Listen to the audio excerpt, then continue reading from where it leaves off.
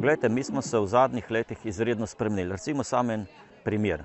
Ko vodim zdaj v zadnjih letih otroke v naravo, recimo primer, punčke ne znajo več za grmom lulati.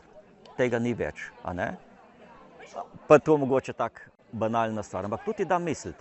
To se pravi, da mi na nek način to naravo, to prvotnost, to praenergijo, ki se vidi v prav ljubezni ali kaj podobnega, ne znamo več zaznati.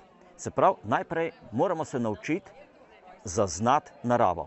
Jaz sem zelo vesel, da sem bil povabljen v sodelovanje, to bo zdaj že več kot 20, mislim, da je kar 30 let z Andragoškim centrom, kjer smo prvič prepoznali ali pa so nam dali, nas opolnomočili, da smo znali razmišljati širše in pa bolj kvalitetno.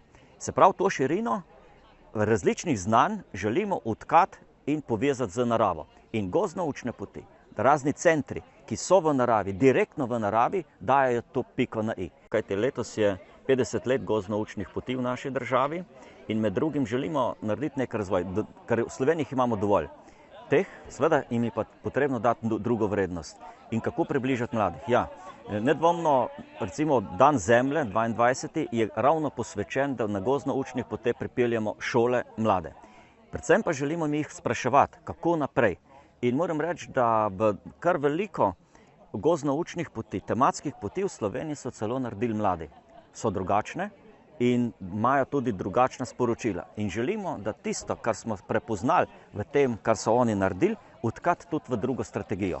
In na to so odgovorili gozdarski študijski dnevi in verjamem, da bomo s to novo strategijo dosegli še boljšo prepoznavnost naših gozdno-učnih poti oziroma vseh tematskih poti v naši državi.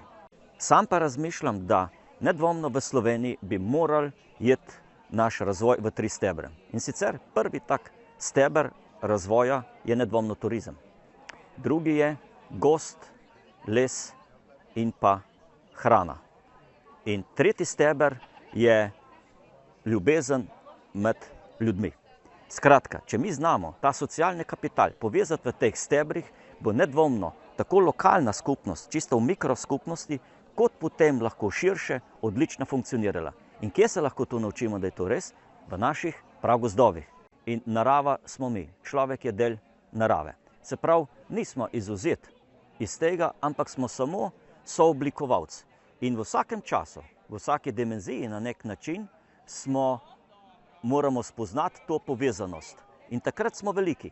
In gozdna knjižnica je morda daje to odličnost, to velikost, lahko da se znamo povezati v to enost. No, tukaj v Škocjanu je ta knjižnica seveda odprta in tudi dostopna za vsakogar.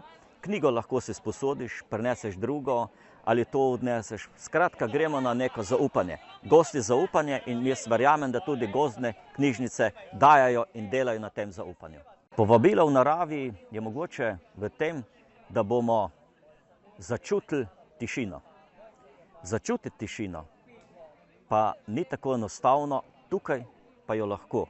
In ko začutiš to tišino, boš začutil tudi sebe na drugačen način. In jaz verjamem, da se to tukaj v zeliščnem centru lahko.